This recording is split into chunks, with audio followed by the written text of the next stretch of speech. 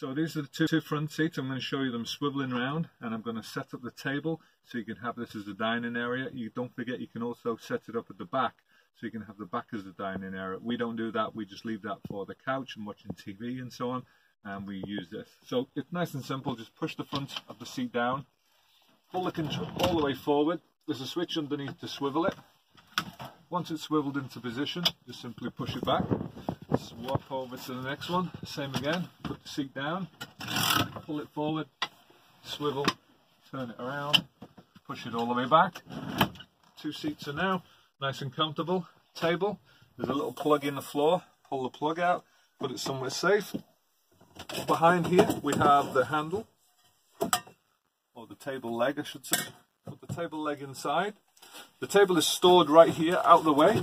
It's nice and tight so it doesn't move around and make noise.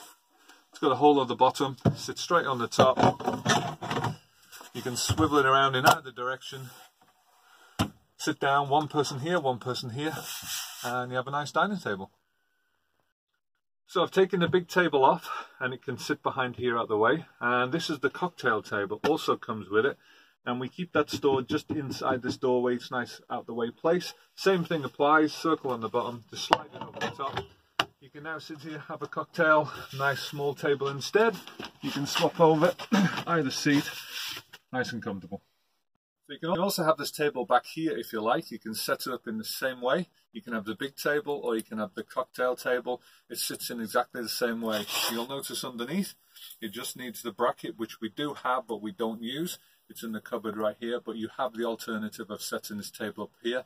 And of course you can always swing it around as well if you want to do this.